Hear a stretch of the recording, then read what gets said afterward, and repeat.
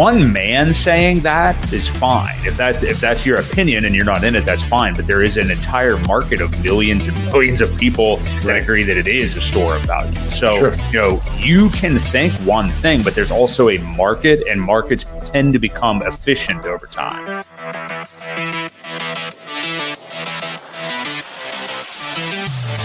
We do know that you will always get paid in Hex on a daily basis. And that is truly the miracle that we call Hex, because it is trustless interest, trustless yield. Nothing will stop that contract from running.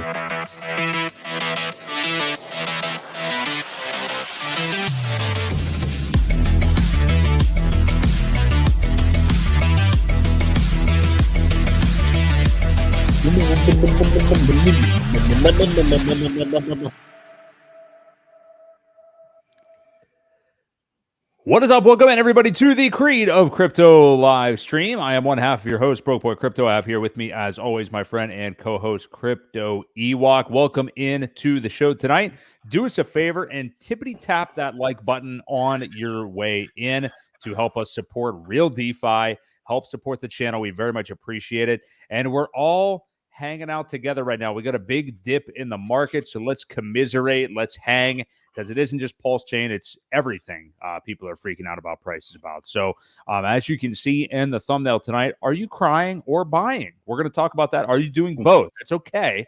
It's all right to shed a tear every now and then if you're, at least holding, during these trying times. So it is the first real significant pullback that we have had here in what is now a new bullish environment in 2024, despite many people who said that like 2 weeks ago, I think it was, Martin Shkreli guy or some Bitcoin guy was saying that 75K was programmed for this Friday, and that never hit. So we are now down to 62K for BTC. We're going to get to all that, but we got a poll question in there tonight. We want to know what you guys think. We're going to talk about this topic again tonight because it's still fresh. It happened about a week and a half ago, but the whole, Richard Hart, the market's chosen Hex, not eHex, blah, blah, blah, whatever, and how people have kind of taken those words and twisted them and, gotten really emotional and irrational over the last couple of weeks. We have a question there. How should Hex on Ethereum be referred to? So would you guys just still call it eHex? Should people start calling it Hex Classic? I threw in OG Hex because I saw a couple people saying that, or other, and then just let us know what you think in the chat. Is it important? I don't know. I think it is to some people because people are talking about like how to market it now, how to talk about all this and everything. So let us know your thoughts. We'd like to hear from you guys. But buying red as always, Philly. So Philly, Einar, Patrick's Astro and stuff, DJ Moonboy. Appreciate you guys being here. Bitfinesse as well. Thank you guys for joining the chat. And Ewok, how are you feeling this evening? I'm good. It's Tuesday, seeing a dip. It's like classic Tuesday, I guess. We see the red candles on our stream and then get the rest of the week to build her back up. So yeah, but otherwise I'm doing all right. I'm trying to avoid the cesspool of X and or Twitter, whatever you want to call it. Get away from some of the negativity and, put the feet outside in the grass and when it's warm enough. But yeah, doing good. First day of spring today and a little bit of snowfall where we are. So that was kind of interesting. But yes, I totally agree with you. And we are going to get into that in a serious way too, is like avoiding Twitter during times like this, because it's, horrible. It is at a level I don't recall it being this bad, to be frank. So we're going to get to that. But first off, let's take a look at these dips in prices. We'll take a look at the bigger crypto market. So Bitcoin right now hovering right around 62K. A little bit below there, we have ETH down below 3,200, which is the blockchain and the price action that we in this ecosystem are going to be a little bit more concerned with. Number one, because ETH, kind of as ETH goes, so do the alts go, but also a wallet people may be familiar with that is associated with the PulseChain sacrifice funds has an invested interest in Ethereum as well at a price about $700 higher than here. So neither here nor there, people are going to be paying attention to that, and we'll see how far ETH does fall. But what do you make just looking at the Bitcoin and or ETH charts right now, Ewok? This is the pullback, the beginning of it that we've struck out and been wrong about on the time of for, umpteen times now. It just, Bitcoin just kept relentlessly, going towards 73K ultimately. And now finally we're starting to see what we kind of expected a little bit here. So what do you make of this? Yeah, totally. I mean, this is the one we were looking for. We were just off on our timing. We are getting closer to the halving, obviously. Standard traditional pullback where, it could go upwards of 30 to 40% if previous cycles are any telling sign. That's where we could end up. So you measure this top here and you're anywhere 20% would put it down to right about 58. You go down to 40% and you're looking roughly 44. So somewhere in there is where it'll probably bottom out. And, once the halving happens and get the, this shock in supply decrease there. And, that's when things actually do start to run. So that's just what we're looking at. And like I said, we were a little bit off on our timing, right on the dip, but wrong on the timing. It's not a perfect science, but, I was looking at this RSI movement down here. It kind of looks like Batman. Did you see this? I don't know Yeah. or not, but there is like a head and shoulders in there as well. Oh, it is very Batmanish. Yeah. Now that I zoomed in. Yeah. So, but yeah, I mean, it's standard. And, Ethereum's doing the same thing. Obviously, we know they're tied together liquidity wise as far as pairing goes on almost all exchanges. There's a BTC ETH pair. So when one drops, the other one does too. We'll see how. I don't think in the previous bear market at the bottom of the bear, Ethereum didn't fall back near as hard as Bitcoin did. It had a lot of strength and held up nicely. But this one is taking a nice look forward. It's down, from the top. This is down already 20, 22, 23%. So, again, standard, play of what we were kind of calling. It's here now. How long will it last? Probably another week or so until the halving. We might get a little strength before it with people trying to front run it, just to get that jump on it and take advantage of what they think is about to happen. But yeah, I mean, totally expected. And it's there's not a whole lot of strength right now. So. And you make a really good point there. Yeah, ETH did very well in the bear market. Many people were planning for at least sub $600 ETH, and we never got there. I think the lowest we got was a little below $900 or so.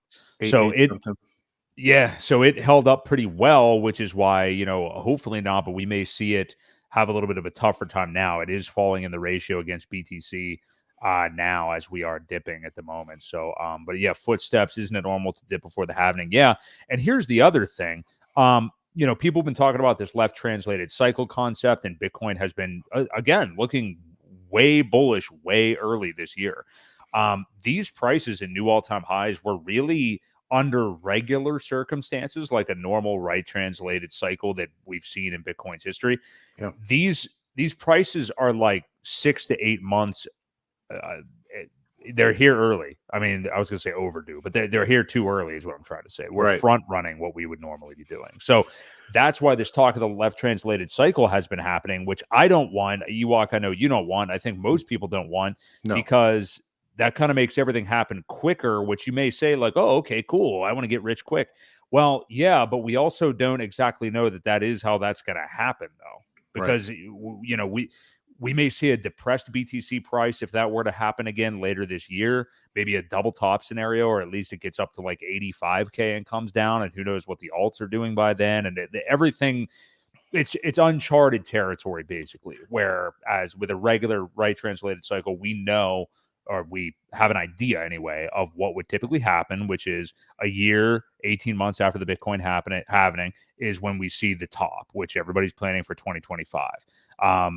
yeah, we've seen this crazy bullish action so far. I mean, there's a chance, I'm not saying this, but I mean, we could have seen the high for Bitcoin in 2024 already. Like there's a chance that could have happened. And frankly, again, as I'm saying right now, I wouldn't even necessarily hate that, because that could be painting a picture of like going back to the normal cycle. Maybe we just front run a little early this year. So what do you make of that, Ewok? Because I know many people think that sounds maniacal, but what do you think the chances are we've seen the high for 2024 for just Bitcoin, I'm saying? It's possible. I don't think so, though. I think there's a lot more volume. I think there's a lot more buy pressure with the ETF. Like you said, completely uncharted territory. The ETF is definitely going to rule this cycle, to see, what type of effect it really does have once that supply shock hits. And I think it could struggle, once it gets up in there. I think we'll see a double top of this, but I don't really see a whole lot of sideways movement for the rest of the year like that. Like I said, it will drop, but then it will start to run again. Just how hard and how much manipulation will happen, that's the question we really don't know. Now that a lot of these major big players are getting invested, what type of manipulation will happen, and that's kind of what we have to wait on to see how they play out. But I saw something, I believe it was from Axis the other day, where for me, it was completely off on the schedule. He said something about another 200 days till we reach the top of where Hex was, but that only puts it at 3 years. So I'm going to have to talk to him and see where he's coming up with that number, because in the last cycle, Hex obviously was a very delayed move after everything pretty much had happened. It was one of the very last. So to have that spot in only 200 days from now puts it into 2024 and not 2025, which is where, obviously we think the end of the cycle will fall, at least the top for a lot of things anyway. So yeah, it was just really weird how we have a 4-year cycle, but there were a lot of people claiming that Hex would only have 3 years. So yeah, need to dig a little deeper into that one, and when I can get some more information, I'll talk about it in more detail. But we always know Richard likes to have the spotlight on him. So, I think that's one of the reasons why Hex was one of the last ones to run. And also we got the 50 weeks shakeout. What if that gets delayed a little bit too? What if there's already been people talking about that? I don't know if it's because we're 8 weeks away, or just, and we were going to get into that even further, but people just kind of beat these old quotes into the ground and take it as 100% pure gospel programmed in. Right. And yeah, I'm with you. Yeah. Could totally see that as well, where, it could be delayed by 6 weeks just to really shake them out, because, at that point when they think, all right, here we go, 50 weeks are up, it's time to take off, and nothing. Right. You know what I mean? That's what the market thinks now. Yep. Exactly. Yep, exactly. And I think that would honestly be a smarter play anyway, for it to do absolutely nothing for 4 to 6 weeks. I don't mind holding. I'm perfectly fine holding and not worrying about the prices too much at this point. Obviously, we want to see them go up, but when the market's this heavy and there's still a lot of holders in there that probably shouldn't be, I can see it from their actions and words. Instead of propping people up, they're just constantly tearing others down. So I can tell that we're still not quite ready, to make those type of moves yet. Well, I said the quote to you, and I think it's from like Shaun of the Dead or something, but the movie where they have just a quote about like let's just go to the pub and have a pint while this all blows over. I mean, that's basically where it feels like we're at right now. Like this is a bull market pullback. It isn't pleasant, but it's not the bear market. It's going to be shorter lived. And it's kind of just like, all right, time to not ignore things. I mean, we're still here doing our show and everything, but let's not get wrapped up in some of this bullshit drama where people are just absolutely losing their minds all over Twitter about things that are going on right now, which is purely just because prices of things are down, you know. So before we get specifically into that, let's look at the prices of the PulseChain ecosystem here. So we've had a big dip and a pullback. And this is another one of those things where you can label it, and we're seeing this on Twitter. People are labeling what the reasoning is for the pullback. But when I first was writing these notes, I wrote that the pullback ensued days after the RH Hex Classic or eHex tweets saying the market has chosen Hex, blah, blah, blah. But really, I mean, shortly after that, again, we may have front run it with PulseChain, but the whole market's been tanking. So we've seen our ecosystem come down. Now, that was, and we talked about it last week. I mean, we saw Hex sell off. I'm not saying just eHex. We saw Hex in general, both Hexes sell off. And I know some people out there want to pretend that isn't happening or whatever, but that's what we saw, and more money rotated into PulseChain, PulseX, Inc., whatever else. But either way, then the whole ecosystem comes down, and you can assign it to the Richard's tweets or whatever, but also, like I just said, the whole market's coming down. Right. So, just looking at the prices quick. We got Pulse it's coming closer down to sack rate. We're at 30.1125 now, so a bit over sack rate. Pulse X back down to 50% below the sack rate. We have incentive at 558 right now. And combined Hex the whole way down to what, 1.5 cents, 1.6 cents or something like that, which is pretty much the lows of the 2022 bear market in December. So yeah, that's where we are. Maybe I shouldn't be I'm sorry, shouldn't have done that. 1.24 cents for Hex and a quarter of a penny basically for eHex, Hex Classic, whatever anybody wants to call it. So what do you want to call it while we're on that little topic? It's the least interesting subject to me, to be honest. I know people want to talk about that a lot. I feel weird about it. Like, I know everybody wants to say Hex Classic. Apparently not, now that I'm looking at the poll results. But a lot of people have been saying Hex Classic. It just reminds me of hearing ETH Classic. And I look at ETH Classic as a worthless, like, who gives a shit.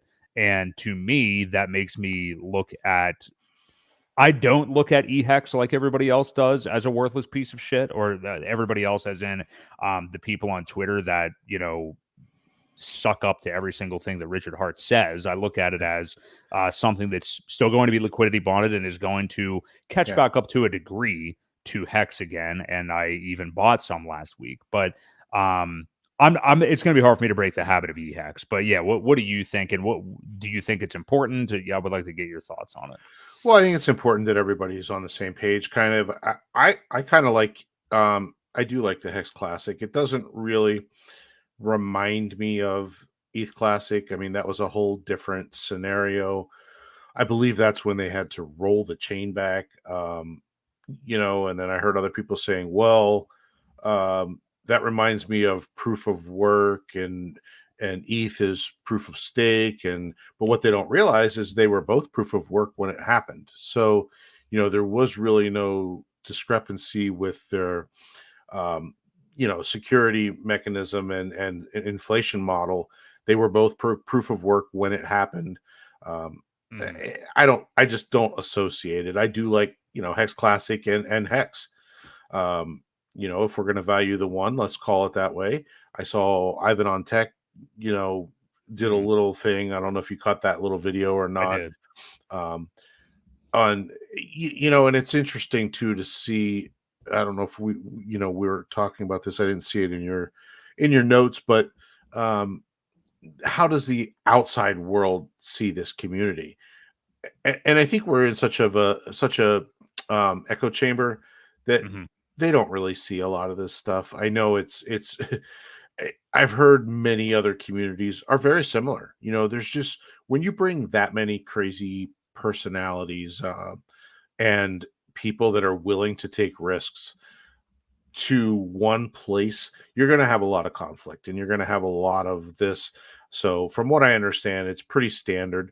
This is one of the first, communities that I've really been in and a part of, from pretty much the beginning.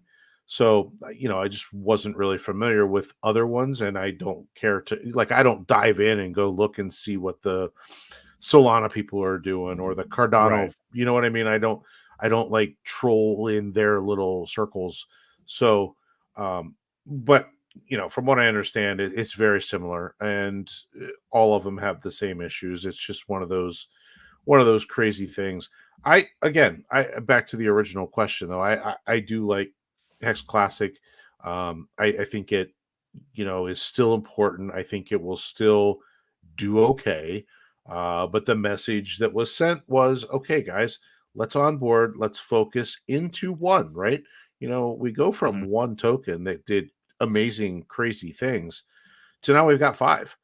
Five things that when your money gets divided like that, it's very hard to do with a very similar size of community, and being after the bear market, probably even less, right? I'm sure a lot of people stepped away. They're not, they're out of the game for now. Maybe they're staked and they just went away because there's a lot of names that I haven't seen in a while. So you know, it is hard. We've got to build it, and we've got to get back to focusing on, the main one, which is Hex. Now, now you talk about staking. People are kind of salty about staking. I still think T-shares are king. I still think T-shares are going to be the thing that people turn around and like, holy shit, now I can't afford it. You know what I mean? Mhm. And it's going to be too late. I hope not. I mean, I hope there's still meat left on the bone for everybody, but I still think that the T-shares are going to be the thing that people really kick themselves for emergency unstaking and doing crazy plays and swapping in and out of different things.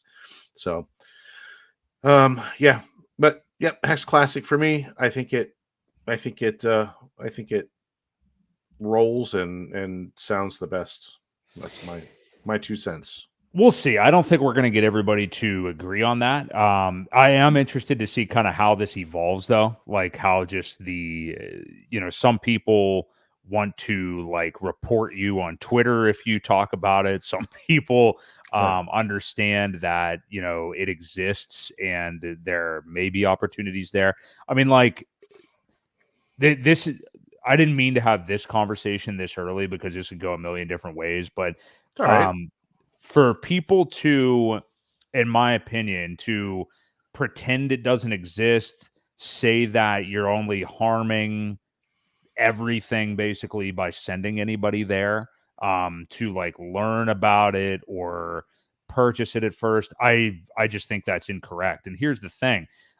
We're both right. Neither one of us is right or wrong or Right. incorrect or whatever because it is a fucking market. That's what I just don't think that people can understand. I get so sick of this like unilateral thinking of like, no, it's this, it doesn't exist anymore. Richard said it. And it's like, no, actually, he didn't say it. He said that the market's chosen one, which is exactly what I'm trying to say right here.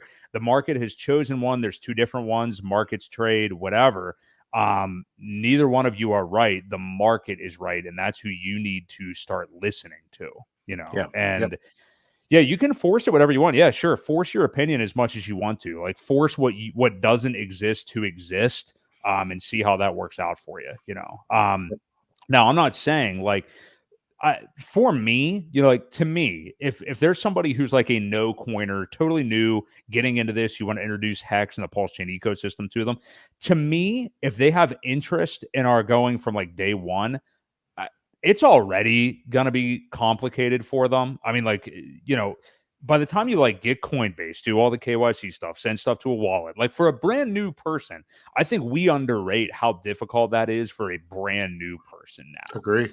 So to me, I would just lead them to the Pulse Chain, the actual Hex. I would just have like, why not just teach the whole way through, teach them the Right. bridging and everything like that. They've already that at that point they know the hardest thing there is to know. So they'll never need to even think about a world where it's just like, how come I go to Uniswap and the token's not even here? Oh, it's because they're Yeah. bought and paid for assholes and they censor what they Exactly. don't like. Yep. So you don't even have to go that direction. So to me, this argument of like, don't Don't be pushing them to eHex because, you know, that's where it used to be. Like, to me, just go the full way right away. And then some people are like, well, I've only onboarded people into Hex on Ethereum and all this stuff. I totally get that. I completely understand that. And I understand how it would be normal for some people. And I don't fault them for that at all. But the wisest thing to do is to stop listening to anybody that's telling you 100%, you know, cut it off at the pass one way or the other. Stop listening to that. Listen to people who are open-minded, understand these things have nuance. We brought up a tweet response from Toby1 Hexobi in response to Richard last week, where he was showing like a recent onboard where he like had them, he starts them all out with all 5 tokens. Yeah, exactly. He started them out with all 5 tokens. You know, and you could buy eHex on Ethereum or like maybe bridge over and just buy that, whatever. That's the way to do it, I think. Not this shit of like, it's one or the other, censor this, don't let them tell you that. Okay, good luck with that. Good luck. Look at what the mass media does with censoring things, and look who's actually taking over the world in media right now. Joe Rogan, all these, you know, Patrick Bet-David. Like, see what works for you when you start censoring things and see how that works out for you. Yep. So yeah, Johnny Chaos totally gets. We clicked it at the same time. You can't pretend it doesn't exist. You can delete it. You can't delete it. It's either a memorial or a tower, but it will always reflect on everything else. Yeah. Yep. Agree. So yeah, didn't mean to go on that soapbox. I don't know if you had any response to that or anything you want to say, Ewok. Get off your soapbox, would you? No, I agree. I mean, there's plenty of ways. And, you know, honestly, I remember the last cycle when we were on Hex and on Uniswap, and I heard people say, man, it's just so complicated. And then everybody got used to it, right? It was like buy your Ethereum or USDC, swap into into Uniswap, and boom, there you go. You know, people learn it. And you're right. I think if you're starting with a brand new onboard, especially if they don't have a lot of money, right? I mean, the idea here, the reason PulseChain was created was to save on gas fees, right? I mean, with ETH fees being so high, you know, it sucks to take half and blow it in fees, right? So I mean, I get it.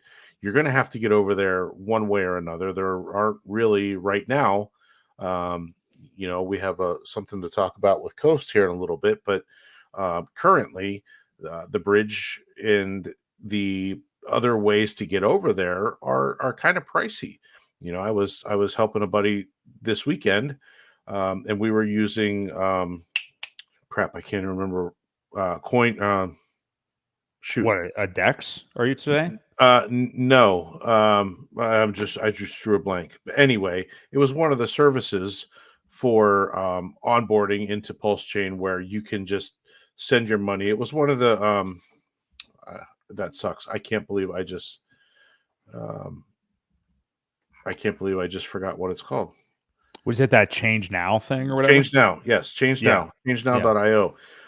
And the one cool thing about that is you can actually buy your ETH on Coinbase and send it directly to Change Now and put your PulseChain address in, and it ends up there. So you don't have to send it to a wallet and then send it to Change Now. You just send it right to Change Now. Now, I mean, it is 3 or 4%, so it is a little bit high, but it's a quick way for people to go from just about anywhere and into PulseChain. So, you know, it takes a few minutes and it shows up, probably 5-10 minutes, and it's there. It is still a little quicker than the actual bridge itself when it's busy, but yeah, I think it's a good way to do it, to get started. You know, you can do little bits with a credit card if you don't even have the Coinbase. You know what I mean? So it's a nice onboard. Like I said, it's a little pricier. The percentage is high, but for convenience factor, it works really good. So yeah, just wanted to throw that out there. But yes, I agree. Onboarding new people, let's show them the whole way to do it. Now, Change Now is kind of cheating because you're not seeing the bridge, you're not seeing any of that stuff. But once you're in that little, once you're in the PulseChain ecosystem, you've got a lot of things to do, and you don't really have to get in and out too crazy and for anything. So yeah, it makes it nice that you have a one-stop shop then, and it is cheap to transact. You can learn by sending your own wallet a couple transactions if you want to do, little transactions to practice and show how do you copy the address, how do you send it, what do you do, how do you approve it, kind of thing. That's one of the very nice things about it. So Yeah. Yeah, and we are going to get to other ways of bridging tonight too. And yeah, actually, speaking of which, right here, Coinbase USDC via Arbitrum to SparkSwap for Pulse has worked well. We're going to talk about exactly that a little bit later tonight. We've talked about it before, but we're going to bring it up and show you guys a couple things on using that. So appreciate the comment. If you guys are here and enjoying the stream so far, do us a favor, like it. We appreciate all of you being here. Subscribe to the Creed of Crypto YouTube channel as well to help support us in real DeFi. We appreciate you guys here. We've had great chats, excuse me, the last couple of nights. So yeah, very much appreciate it. Let's move on to this. So pretty much we were just talking about this subject, but I want to get to what Richard Hart actually said about it. So following up with the whole EHEX thing. So a few days ago on the 14th, he said, and I DM'd this to you, Ewok, if you want to bring up the tweet. I just sent it to you a minute ago. But this was back 5 days ago. So Richard followed up kind of the tirade that he went on the weekend before that by saying Hexicans are living the dream that migrated from Ethereum to PulseChain. Look at the liquidity, look at the fees. Heck, EHEX even has more liquidity in PulseX than Uniswap. Look at the JPEG and look at the gas fees, $319 versus 4 cents at that time. $35 million of liquidity versus like 1 million. You guys moved all the liquidity to PulseX. You guys sold into what was left, but y'all blame a tweet instead of yourselves. He's becoming Florida Richard in this one. Welcome to the consequences of your actions. The choice was obvious, which is why so many people made the right one. Maybe in the bull market, EHEX will get pulled along, but the higher its price, the more economic energy will be lost to ETH fees. And that energy lost could have been more coins bought. TLDR, y'all are blaming a tweet because y'all moved all the liquidity and sold into what was left because you wanted to move to the beautiful shining city on the hill, Hex on PulseChain. The sooner you take responsibility for your actions or realize it's market forces, the better it'll be for you. Probably blaming guys that held while everyone else sold. Hex has quite a few trades stronger now than it did a few years ago. There's only so many people in this world that actually care about you and want to see you do well, and I'm one of them. Not financial advice. Past performance does not guarantee future. So what do you make of that? I think, and he hadn't even a better tweet, I think, over that previous weekend. He had just that meme of whatever show that is, where it's just showing that basically investors all shot down EHEX and then blamed Richard Hart for it. So, what do you make of this tweet? How do you kind of analyze that? And do you have any thoughts on this? Yeah. Well, it's hard, when you're as loud as he is, not loud, but when you have as many followers, and you say one thing, yeah, he didn't click the button. Did he do it the right way? Well, I don't know. I mean, why would you wait so long? First of all, I mean, I guess you do have to wait to see, right, where the markets are going. But you would think, he was definitely watching Twitter back. Maybe, he was still tweeting then, I believe. He just didn't say anything. So I kind of thought this probably should have been handled a long time ago. Again, it's going to be forgotten about in 3 weeks, maybe a month. Yeah. Everybody will they'll move on.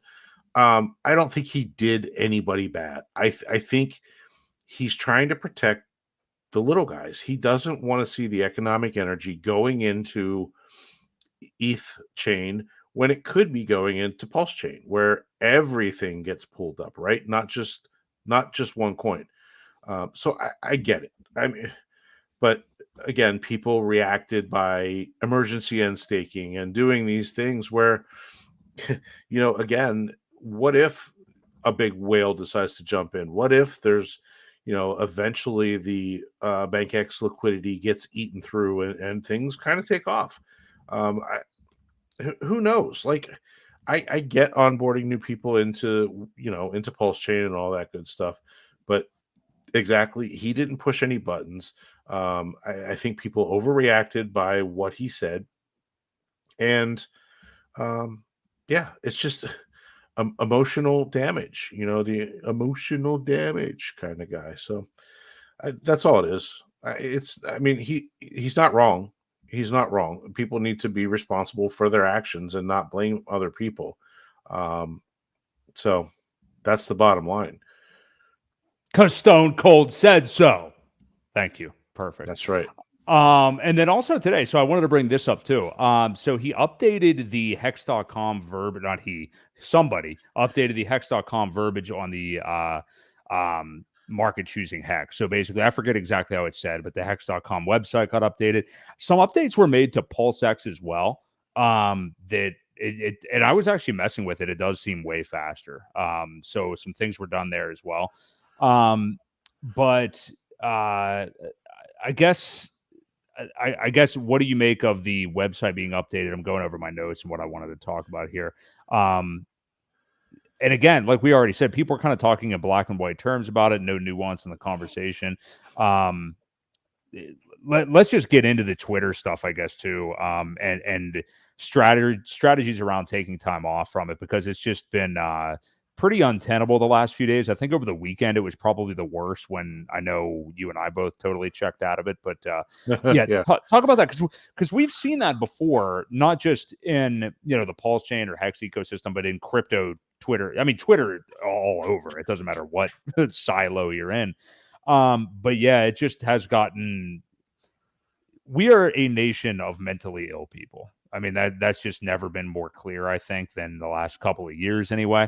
But you're seeing it with all this right now. Some of it's understandable. People might have life savings in some of this stuff, and it goes down, and they get emotional and all these things, and I understand that. But for our own mental health, or anybody's own mental health, you got to check out. And I know it's very hard to do sometimes, because you're getting the notifications, you want to see what's going on. There's, massive changes here and there constantly, but you're just going to be best served getting away from it. So talk about some strategies that you kind of use for that Ewok, because we were talking about a couple of people off the air before we got on that I honestly feel bad for, because you can tell that their entire day is just spent to try to get in little battles and little wars with people. And I just don't understand, like, what life do you even have at that point? But yeah, anyway, well, what do you do in times like that?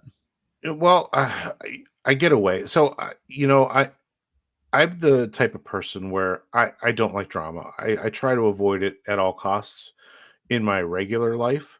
And I do the same thing on X, on Twitter. So, I use the mute button a lot. I I try not to say anything, because a lot of times people will either take you out of context, or try to speak for what you were trying to say instead of what you actually said, and it just starts an argument. And I really think you're right. There are so many unhappy, unhealthy, not unhealthy, but unhealthy minded people out there, that maybe aren't sure what their next move is, right? They probably overinvested. They didn't listen to the don't invest more than you can lose, because this can all go to zero. Because it really can.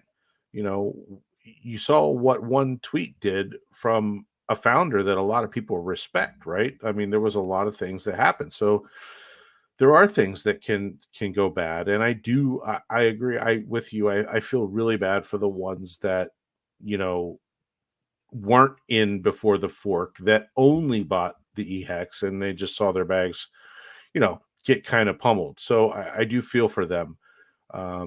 But I'm also seeing a lot of them come around too, and understand that that was the decision that they made, and now it's time to pivot. Hang on, don't capitulate completely, because you could still salvage a good bit of that. But you know how do you handle it? You've got to get away from it. You've got to read books, you've got to at least look at yourself. The only way to really fix it is to fix yourself, right? I mean, I hate to say personal development. There's a lot of books out there that will help you. Um, how to win friends and influence, or yeah, what is it? Yeah, How to Dale Carnegie. Yeah, yes. yeah, yeah, There's some books out there that really help you take things, how you say them really matters, right? So, yeah. um, there's just how to win friends and influence people is the book, but Hmm. there's a lot of steps you can take. But honestly, the most healthy one is just getting away from it.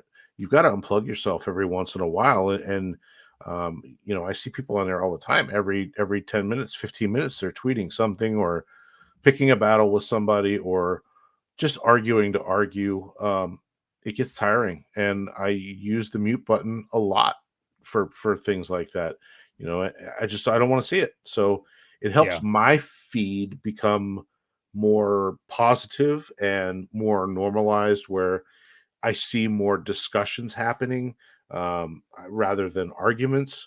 I see ideas being bounced back and forth, things like that. It's just a lot healthier. And when you start reading that, you become um, more positive yourself. So it really rubs off, and it works. So, but again, the most important thing you can do is take breaks, get away from it, go talk to people, go do something with your kids if you have children. You're not going to get that time back. There's a lot of more important things that you could be doing than sitting around arguing with other adults on Twitter. It actually becomes comical whenever you get out in the real world and do other things. Like, I was out with my son all day on Sunday, and a couple of times I came back to, later that day to look at Twitter for a second. I was like, what is going on with these people? Like, it's just like, what are you doing? And I'm not trying to do that whole thing where it's like, oh, I have a I've got a family. What life do you have, or anything like that? I just mean, it's like you're just bored. Like, you're clearly just bored, Yeah. and maybe trying to get engagement money from Twitter by starting fights with people and stuff like that.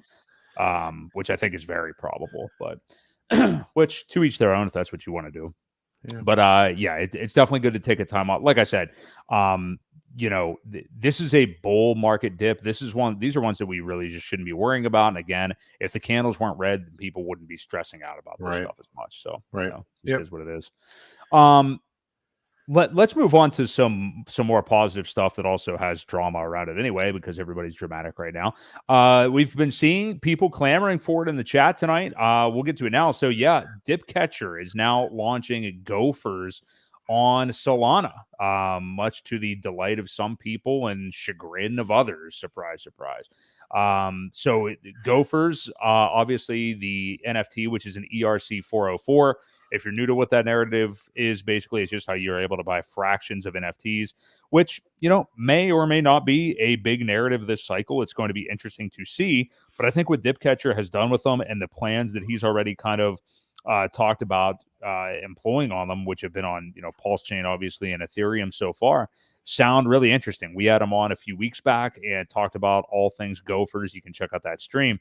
But yeah, so I think this is an interesting choice to launch onto Solana, and to me, a chance to, I don't know why people can't see it this way, I guess, but whatever, to put an olive branch out there.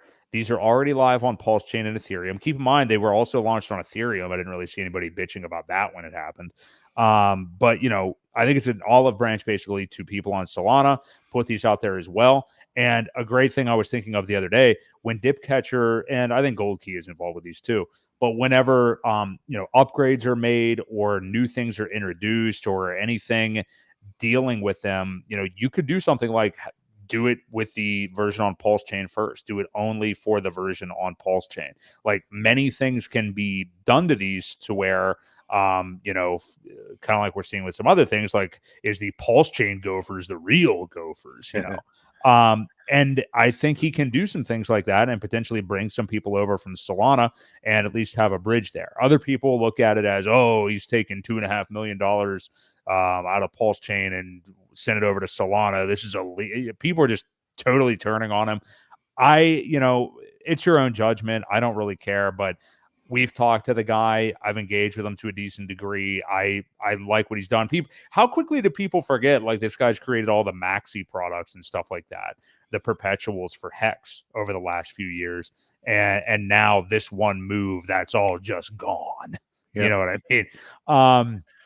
But anyway, first off, we can just talk about this at a high level, what your thoughts are on him launching on Solana, what your thoughts are on some of the tweets. I mean, everybody's seen it. It's KDP, basically, that's bitching about it. Yeah, she's... I think she was... I think she was the loudest one, but I don't like extracting value. However, sometimes you do need to do things like that to get into another community. You're right. The olive branch thing with that. So, I mean, look at what Solana's doing as far as volume goes and how many users. I think there's 1 million users daily over there. Is that close to being accurate? I don't know for sure. It's pretty high. There's a lot of users over there. Real quick, did you want to lose the Hex site in the background? Yeah, just in case. Sure. Anyway, sorry. Go ahead. No, it's all good. So trying to get some of the user base over to PulseChain is a great idea, and I don't know of any other way to do it than to take a product from PulseChain and run it over there and get people. Maybe they'll like it. It's the whole thing is very cool. The story behind it, and he's got all these little characters and all that. It's pretty cool, right? I mean, he came up with this stuff very quickly, and it works, right? It's a cool story, and the Solana people they're into that type of thing. There's a lot going on, and Patrick just confirmed, yes, 1 million daily. So out of some of that, what if we get 10%, man? Of people that are interested, or even 5%, maybe. We can't, obviously 10% is probably a little bit high, but even if it's 5% of people that start playing around with it and be like, oh, this came from over here, maybe see what they're doing over there, kind of thing. It can't hurt. It's not gonna hurt anything. And that one price of the value that he did extract, hopefully we'll get that back in no time. And if 5% of people come over from it, we could probably quadruple, if not more, the value that he used to do it. So yeah, I'm all for it. I mean, it can't hurt, right? I mean, we're in an echo chamber, and if we're not reaching out to other people and other communities, it becomes one big circle jerk. Where are you going to get new buyers if it's just all the same people? It's just we've got to reach out to other communities. We've got to do other things that do throw that olive branch out there and get them in, and see it's a fully working ecosystem where people are.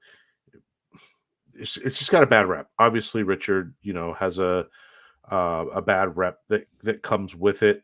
There's people that are saying that it's a ghost chain, that there's nothing going on. But then when they get over there, they see, oh, well, everything's working. It's been pretty flawless. I have no issues. And there are some things that could be improved on. We could use a better block explorer. What if somebody comes over and says, oh, maybe I'll do that, or whatever? It could bring grifters too. We're going to have that, right? There are grifters on Ethereum chain. So there's a lot.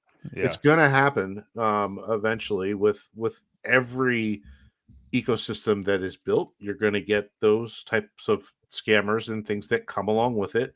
But they are users. They do increase the network, and hopefully with the education that we've gotten so far, we can sniff a lot of them out before anybody really gets hurt. So, but again, it's not our job to be police. People need to take action for what they do. So, yeah, I don't mind it. I'm not, I wasn't upset when I saw it. The first thing I thought was, why is he going over there? I thought he was like moving the whole thing, but that's not the case. Not the case at all. I think you can burn them to launch over there, or just buy over there, which which is better when you look at it that way. Are you going to burn one and move it, or the only thing I don't like is a bunch of people leaving here and going over there. If he can grab some of that community and bring them back, that'd be great. But I hope all of the holders don't just migrate. That would be a bad move. No, I think that's the folly of, and I'm not singling out KDP. She kind of singled herself out by talking about that. But Right. And no shade to her. I mean, she actually, for any critics that she might have, she has valuable content for sure. I just totally disagree with her on this. Right. But yeah, that's kind of what her whole point was, of like, oh yeah, nobody's going over there. People are not going to, people that are ingrained in PulseChain are not going to ditch it for Solana. That's just, I mean, I understand that money has flowed over there right now because of this happening. That's fine. But I mean, this is just an IDO, which is what was appealing about it to me. And I threw a small amount in of new capital. I didn't get rid of Pulse positions or anything like that, because it was an IDO and a chance to be in on the ground floor on it, on Solana. But yeah, I think it's a huge opportunity. There are multiple videos out there, and Dipcatcher pretty well explained exactly how to do this. If you did want to get in on that IDO, I think it ends tomorrow at 3 p.m. Eastern Standard Time. But yeah, essentially you got to download the Phantom wallet. That's PHANTOM, because I think it works with multiple chains, but they have Solana on there, Ethereum, and another popular one. I forget what it is. But then you just go to that water.maximus.cash site that Dipcatcher provided. There's also another site he gave. You'll have to check his tweets. But you just basically go there. You're going to put in your transaction hash. You send a token of your choosing. He has a list of the tokens that are accepted. You can send them to, I think it's Minty B's wallet address, copy the transaction hash, and basically document that at that water.maximus.cash site. So I wasn't necessarily trying to give a tutorial on it, but there's plenty of them out there. Check it out. If you are interested in it, you have like less than a day now. Just make sure you verify it, because when things like this happen, there are always people that create fake sites to try and get you to deposit into their wallet. Mm-hmm. They'll clone a site and make it look like the same thing, and it's really not. So just double verify before you go messing around. We don't want anybody to lose money. That's for sure. Yeah. Yeah, and good point, Patrick. Sorry if you may have already shared this Ewok and I didn't see, but he says, "Aren't we all here to make money? Make it where you can." Yeah, I totally agree. And it's not like nobody's going all in on Solana GOFURS. I don't think that's not. what's happening here. Yeah, I hope not too. But yeah, it's a good chance if you want to throw a lottery ticket size entry in, possibly, and get on the ground floor on the Solana version of them anyway. So that is that. Let's go to OX Coast. Some more good news. So Coast, which has been many people's number one choice for getting into PulseChain. It's not a bridge. It's a way to get just right into PulseChain. They've kind of been shut down over the last couple of weeks, dealing with bank issues and stuff. Nothing that they caused, or no internal issues with them, but more so the bank that they were dealing with. And we got great news that they actually said that they have over 10 fiat on-ramp banks that are going to be added, making it sounds like the transactions will be robust. I bookmarked their tweet, I believe. But this is huge news. They basically got tons of resources here in their time away. Yeah, here it is. They say, important update. The next release of PulseChain's fiat on-ramp will incorporate over 10 depository banks into our financial infrastructure. It will be very robust. And then you can sign up for updates there. So this is very exciting to have that many options. You've used Coast, I know, more than I have. Just tell me about, you've said it before, but some of your experiences with them. And this is great news. This is like way, way, way more options. And I would think that it's going to operate even better than it already was. And I don't see why it wouldn't be like the top way to get into PulseChain after they make these changes. So yeah, what do you make of it? Yeah. No, it's fantastic. I like those guys a lot. They have really good customer service. There's always somebody there to answer. just having that many backups as far as banking goes, very robust. One goes down, there's no harm. You got 9 more, right? So the problem with this last one was they only had one. And when something happened with that bank, it kind of put a wrench in the whole thing. And, nobody wants to do that. It makes it very difficult to run a company when one of the other service providers you have is gone.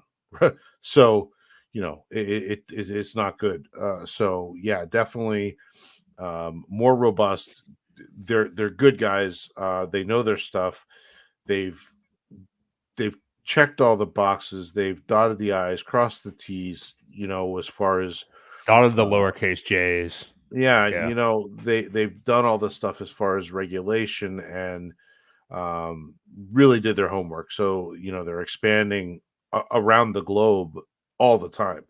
So there's constantly new areas where they're able to do business and transact. And I think with this increase of banks, it's going to help that go even faster. So yeah, kudos to them, the work they're doing, even though they've been, down for 2 weeks now. And they say, they said, we hate to say the famous last words, but when somebody asked them a time frame, they said probably 2 more weeks. So at least it's not 4 more weeks, or that meme went a long way as well. But 2 weeks to two slow the spread. 2 weeks You to brought that slow up the to me spread. earlier today. Yeah. Yeah. Yep.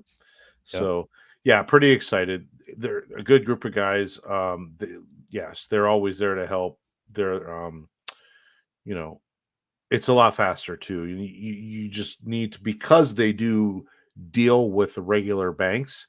The best time to transact with them is during the day when banks are open.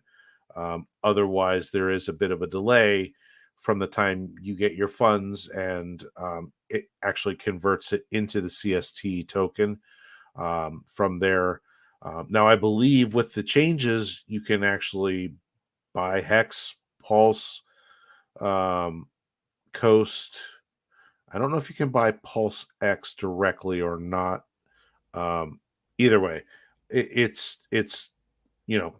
going to be a lot more expanded as far as the coins you can buy and onboard right into PulseChain without Coinbase. Everyone says, well, it sucks that it's not instantaneous, but somebody just, I missed the comment, Patrick.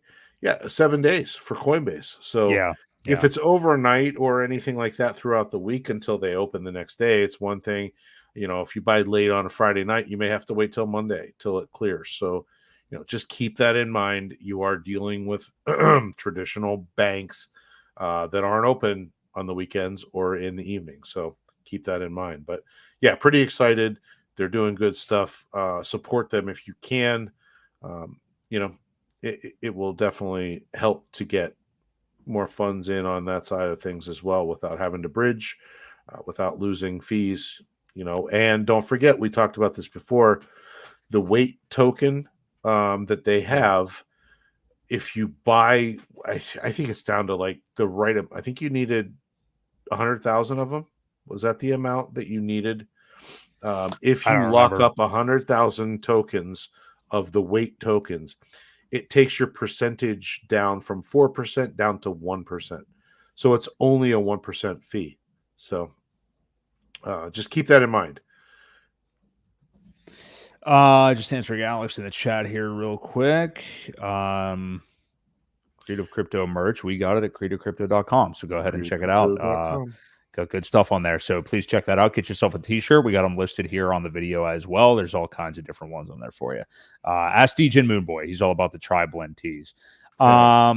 So speaking of this, so we are talking about ways to get into PulseChain. And again, yeah, awesome stuff for Coast. It's going to be really cool to see where they have all these other options up. And I think it may make the premier way to get in if they weren't already. But let's take another look at this Sparkswap. So we've talked about this bridge the last couple of weeks.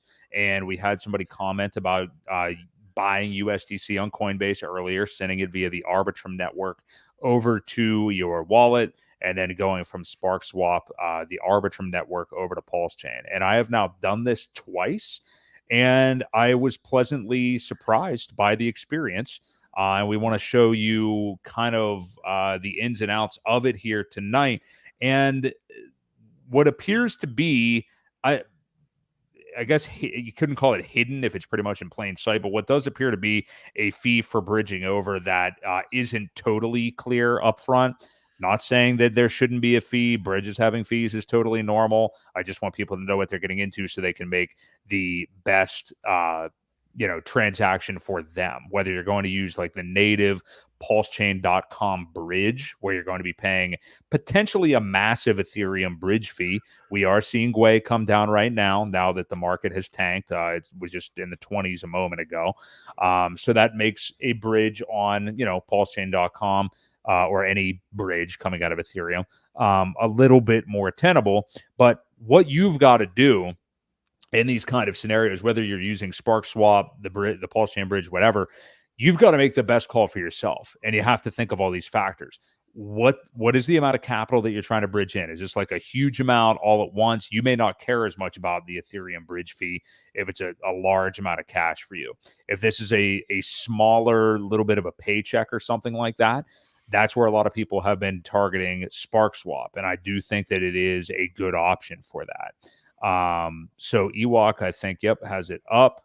And if you might cut some of it off. I was going to say, are you able to zoom in a little? Well, don't do that yet. Never mind, because I want to show them exactly what you want to do here. So on SparkSwap, if you guys see here, over to the left, Ewok has the tabs over there. You're just going to go under. It's kind of weird that it's under trade, but if you go under trade, you just want to go to the bridge, which is what he's already got up here.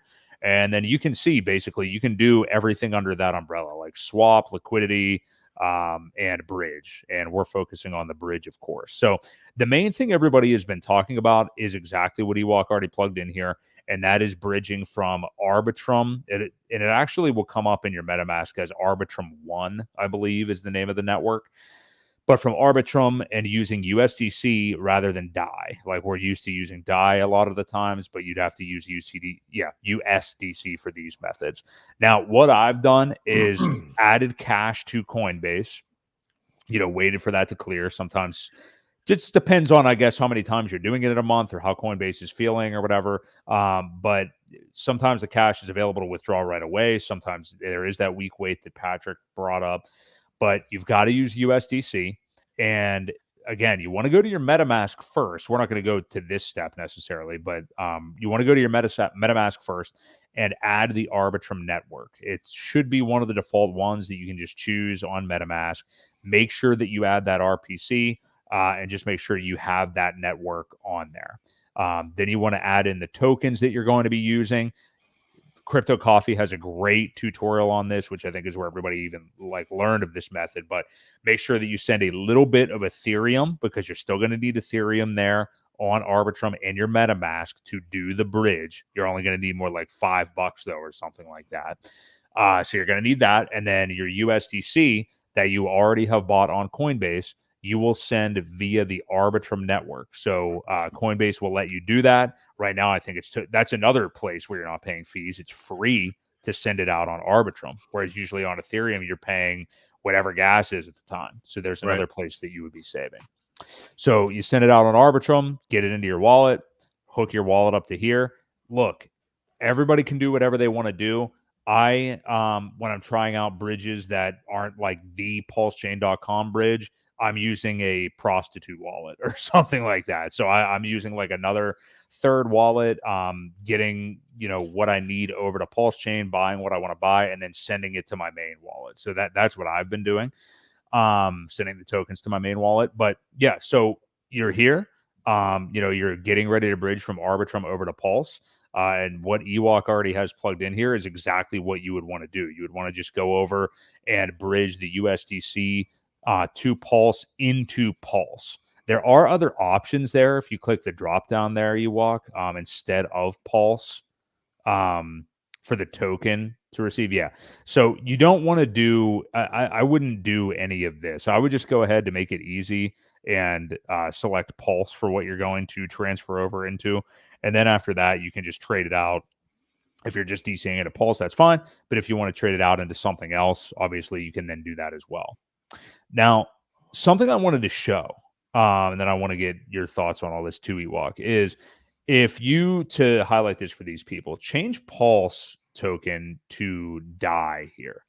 So I just want to show what you guys can see. If you were bridging over, we'll just use what we were using, $600. You're actually only going to receive $579.18 of DAI when you bridge over. So there is, whatever you want to call it, a fee, something built into this bridge that you should be aware of. So right there, that's a relatively small percentage. That's not an amount that I would be too worried about, but you should know that it is there. So I should be able to do that in my head, but that's a 3.5% fee right there. So that's standard. I mean, that's standard. Yep. Yeah. Now another way you could do this, I mean, if you didn't want to just look at it the stable coin comparison way, if you would do this into Pulse, like Ewok just had up, and I'm not going to ask you to also do this, Ewok, but if you wanted to test this another way, if you were transferring it over into Pulse, which $600, if you want to do that example again, would get you just over 5 million Pulse presently. You could also test this up against, like, go to PulseX, go to Piteus, whatever you want to call it, go to your favorite DEX on Pulse, type in 600 USDC, and see how much Pulse that's netting you. It's likely going to be a higher amount than this, and it will probably equate to that like $20 difference or something. Yeah. So if we can just check right here.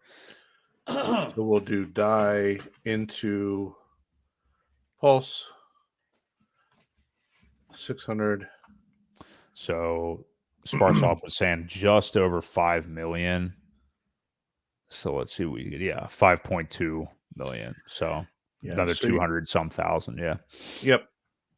Yeah. So again, there's a fee. I mean, so it's not free, obviously.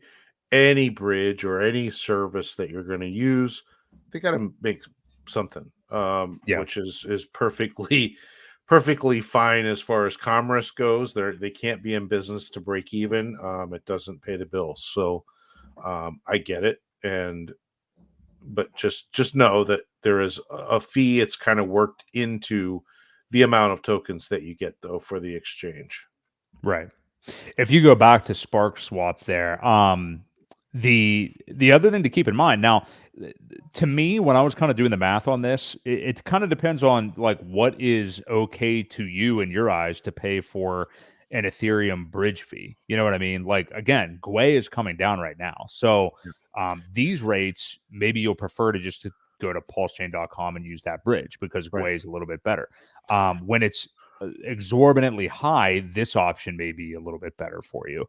And you can see too, I mean, if you go up in the dollar amounts here, you're gonna be being charged more and more money. So I mean, if you are bridging in, I was thinking even more than that. Like if you do say like $5,000, do like $5,000 and then just check the DAI instead of Pulse so we can really see like just straight up what's happening here.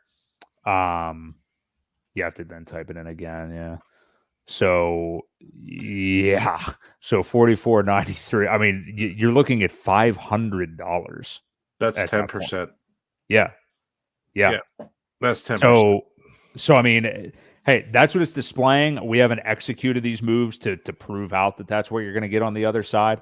But if that's kind of the rake that you're paying, you need to use pulsechain.com. You know what I mean? Like there's no contest. So this remains a fantastic option, I think, for smaller amounts like that. It's awesome. Sure. And the other thing I haven't mentioned yet, the bridging is instantaneous. It's not really a bridge. It's more like a, it's a swap. Welcome mat.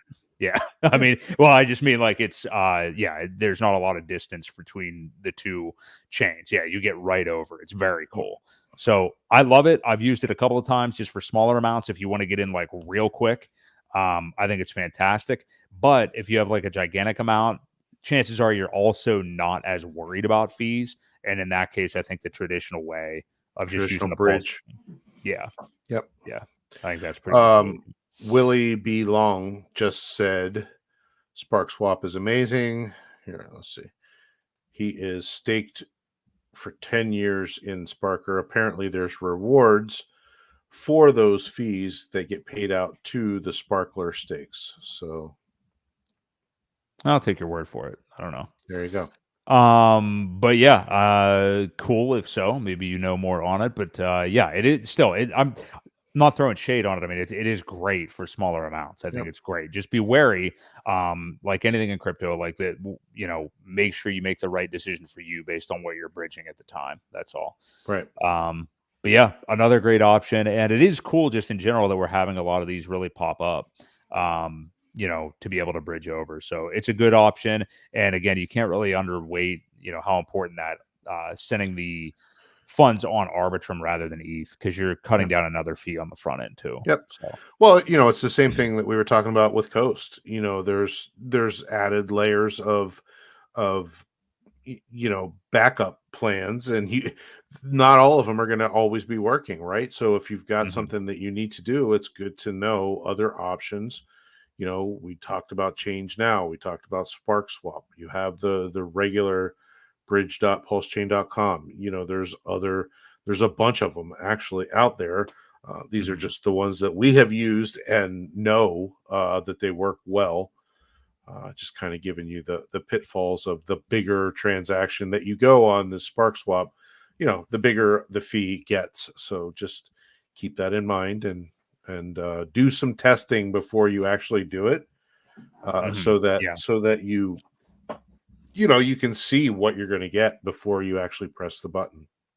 I would definitely do that. And I'll let people know that from the few times I have sent USDC on Arbitrum, it seems like it takes a bit to get over to your wallet on Arbitrum, like longer than when I send stuff on ETH, to be honest. So I don't know what that's all about, but yeah, just be leery of that. If it's not there in 5 minutes, don't panic. Just give it some time and make sure your withdrawal went to the right wallet. Okay, well, I think we're just about good. Let's wrap up on this. We tabled this from last week to this week, and I think we agree on this. It's kind of a heady conversation, but we've been talking about Hex, eHex, all this stuff tonight.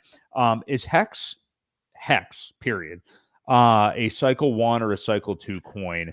And I'd like us to kind of provide our reasons why. So I won't give mine first, Ewok, but there's been debate about this. PulseChain obviously definitely is a first cycle token, first cycle blockchain. PulseX, first cycle DEX for sure. All real DeFi done, the way that we want it to be done by Richard Hart. But when it comes to Hex, because it is a copy that people did get if they were holding it on Ethereum, do you consider and beyond, do you consider Hex to be a cycle 1 or 2 coin? How do you think the market is going to take to it also? Because I think that's really the answer that we're after. But what do you make of that? There's been a lot of debate about it, but how do you look at Hex as far as being cycle 1 or cycle 2? It's I honestly, when I consider it, I think of it as more of a hybrid, right? Because you have the chart of a first cycle, but you have the forked community of a second cycle type thing. So it's not a complete organic start. It's not a complete start from zero thing where you're building up from absolutely nothing, no liquidity, you know what I mean? So it's almost like a hybrid, because there are certain attributes to it that would come off as a cycle 1, but yet we've already had a full cycle, 3 years of almost 4 years now of growth. Right. So you almost have to take it into account for both of those things. Now, which one will play out more? Well, it really depends. Does the community continue to grow, or are we hitting the point of it's going to take a little bit longer now because we've kind of branched out into those 5 coins that I was talking about earlier, where there's a lot of economic energy now getting split. You've got people also coming up with new coins, and all these, the shiny object syndrome is definitely happening, because the gains aren't coming fast enough for people. So I still think of it more. The name is out there. The logo is out there. That was another discussion too. Are they going to make the logos different? Yeah. So that you can tell them apart, as far as when they get listed on exchanges or when they eventually get, listed correctly on ranking sites and things like that. I know there's an initiative right now, where there's some folks trying to raise some money to get it listed on MEXC, the exchange. MEXC. Yeah. Now, the problem with that is it's not available in the United States. Although I know there are hexagons all over the world. I get it. It's probably 50-50. 50% of the users are probably US and then 50% everywhere else that can use it. So not necessarily a bad thing, but it is one of the first steps that we would have to take in order to get it, listed properly if it's able to ever be shown correctly on CoinMarketCap, Right. without winning a lawsuit. So Mm-hmm. yeah. Anyway, that's my answer. I see it as a almost a hybrid. Because like I said, there are attributes of both cycle 1 and cycle 2. We just luckily have a chart that's kind of getting a restart. Then Yeah. Well, the interesting thing is, like, in this fashion, this has never been done before. Like a token being copied, like a full, system state of Ethereum being copied on a PulseChain. Like that hasn't happened before. So there Right. is that unique thing. I mean, if I had to pick and not ride the fence like you just did with your answer, Ewok, I would probably have to say cycle 2. Like if I had to say one or the other. I mean, it is awesome that there's a new chart that can be paid attention to. I mean, I think that that's definitely good. But when I think people ask the question, like, what are they really asking when they say, is it cycle 1 or is it cycle 2? I think what they're asking is, will it perform like a Right. cycle 1 or a cycle 2? Yeah. And because of the reasons that you mentioned about, like, a community already being there, people who may have, sell targets at lower depressed prices because they've already made it, quote unquote. I think it would more perform like a cycle 2, which is still, good. I mean, like there are cycle 2 tokens that perform really, really well. So, that's what I would be inclined to call it. But I do love the fact that, yeah, there is going to be a new chart that you can reference. Now, Johnny Chaos said it in this chat earlier tonight. The main crypto, new, whatever you want to call them, media entities, if they ever look at it, they're just going to look at Hex on Ethereum, which is what I think is that their folly. Yeah, but they're also doing it though, and there's a lot of eyes on it. So again, not to rehash our whole conversation from earlier, but all these people that just want to, like, no, don't you understand, Ivan, you idiot? Like, we don't look at the Hex chart anymore. Well, okay, tell that to these huge channels that don't even pay attention to this ecosystem anyway. Like that, Right. that's what they're going to pull up. So there's really no incentive for eHex, that chart looking horrible. There's no good thing that comes from that. But yeah, in terms of whether I call it a cycle 1 or cycle 2 coin, I would say cycle 2, I guess. And you're right. I guess it is a hybrid. It's cool we have a new chart, but I think we're dogs going wild there. I think what we're really talking about is performance. And I would look at it more as a cycle 2, which I think it's going to do very well. What I think will be really interesting is to see where will this ratio between Hex and eHex kind of find its footing again. Because I think we have likely seen the bottom of that ratio at like 0.1, I think it was at. Or, we're visiting that, or maybe we'll visit it again. But it'll be interesting to see where it ends up. I also think there's a chance that it could end up like right back up towards the top of where it was before Richard Hart's tweets, which would be pretty interesting if that does happen again. But man, I don't know. I think it really depends on BankX, and if they decide to get tired of waiting. How patient are they? Do they have weak hands?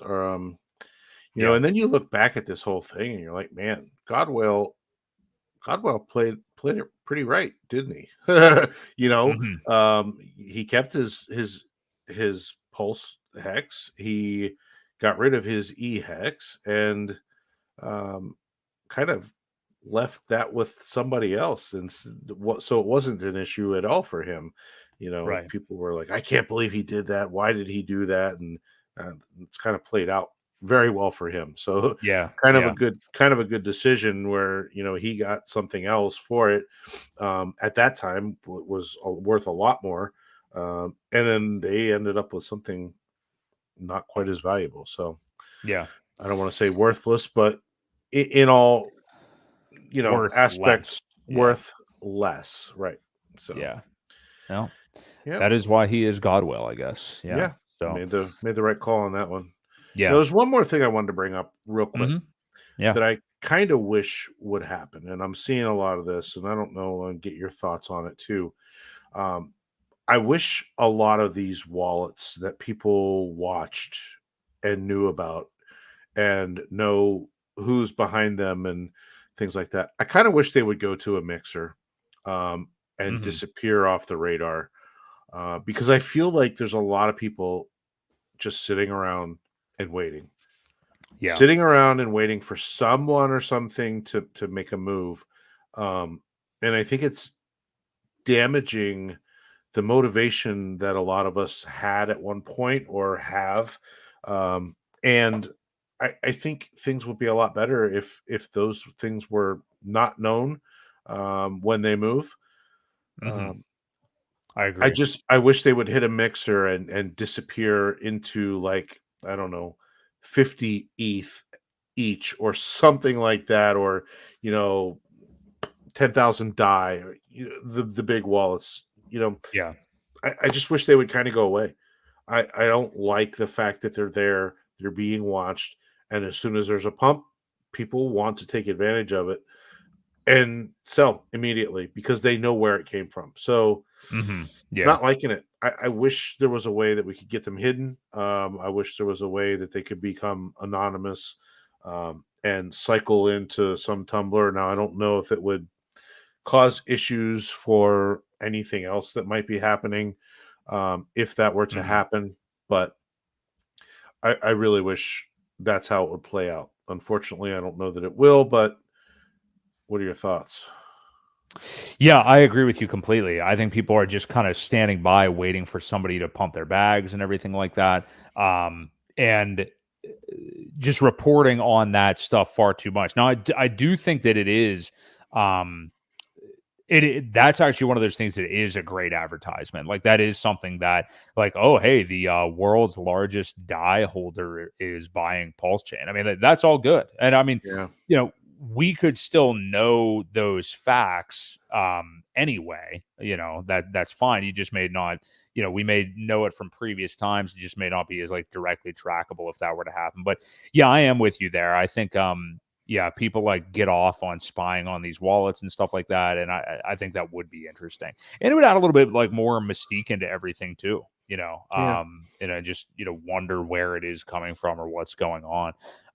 But yeah, it's almost like the game. I mean, that's the beautiful thing about crypto is you can see everything, but it's almost like people have been spoiled by that, I think, and are just so reliant on it that's all that they want to yeah, tweet about. And then they start making up stories, they start making up hypotheticals and stuff like that, or acting like they have inside info on what these wallets are doing, and that's just Twitter for you, I guess. But yeah, yeah, I'm with you. Yeah, I think that would be cool. I would welcome that. I don't think it's going to happen necessarily, but maybe with some, not all. Um, but yeah, I would be down with that for sure. Yeah. cool. All right. Well, I think that pretty much wraps us up. Long story short for tonight, are you crying? Are you buying? I mean, we're going to have this in the bull market. I understand kind of having, I guess, like blue balls, for lack of a better term, here with the PulseChain ecosystem because Bitcoin hit all-time highs. A lot of random alts and meme coins ran. PulseChain recovered. We saw bullish action and a lot of things to be excited about. And, it didn't get to where people probably wanted it to start getting to, and it started to smack back down. So I understand people feeling that way. But remember, again, we are now in a bull market. These will be shorter lived. They won't be quite as deep, although some of these dips will be deep. And you just have to realize we're more on an upward trajectory now. We're on an upswing. And that should make these dips easier to handle. But I will tell you, they will be harder if you keep watching and looking at losers on Twitter bitching and fighting with each other. Like it does bring you down. So, I mean, Ewok and I both watch other channels of people that we like and trust, not just for copium. I mean, yeah, you definitely have that sometimes, but we do have that to where you just want to keep a level head. That's really all that it is. And that's what we try to provide here, and hopefully we are doing that, for you guys. Yep. But yeah, during these times, definitely buy the red, as Philly just said, for sure. Or remember, and I understand people are saying this too, I don't even have any money anymore. What do you mean buy? I don't know. I'm out of money. I've been out of money for months. Totally understand that. And, that's why holding is truly demoralizing sometimes. Like when you're not able to buy and you're sitting on your hands, like for me personally, when like my portfolio is down and I'm waiting for cash or just whatever, I hate that. It feels like demoralizing, like I want to take action, but holding is as good as buying. I mean, like you have no idea where these prices could be in the future. And just the fact that you're staying in the game, nobody's able to do that. Go ahead and open up Twitter and look what everybody's doing. They're not able to do that, Nope. So whatever you need to do, to calm your nerves, work out, put whatever substance you're into, as long as you're not abusing it, take some of that, whatever it is, to get through these times, do that. So do you have any other? Definitely we need to bring back the delayed gratification. That needs to be pounded into people's heads that if you can just hold a little bit longer and be patient, good things happen. Good things happen to people who wait longer. It's proven in crypto, as long as you have something that's got market fit, it's going to be okay. And the longer you wait and the longer you delay the gratification, the better off you're going to be. Now, some of these things may not be here next cycle, and that's why I don't like, when people jump in and out of stuff. But you've got somebody who is about the glory, somebody that's going to do everything in their power to make it successful. You just got to be patient. Hang in there. It will all work out. And like Philly said, man, when you see red candles, if you can, that's when you should be picking a little bit more up.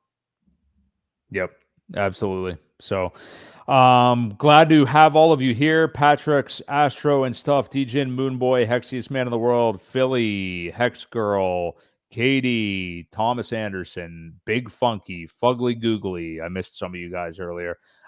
We appreciate all of you being here. Marco, thanks to all of you. We've had great active chats the last few weeks. We do this every single Tuesday night at 8 p.m. Eastern Standard Time. Do us a favor. If you haven't done it and you're still here, hit the like button. Shows people that you support real DeFi, shows people that you do support our channel, and we very much appreciate it. So thank you all for being here. We'll be here next Tuesday night. It'll be March the 26th at 8 p.m. Eastern Standard Time. So for Crypto Ewok, this has been Broke Boy Crypto right here on the Creed of Crypto live stream. See you guys.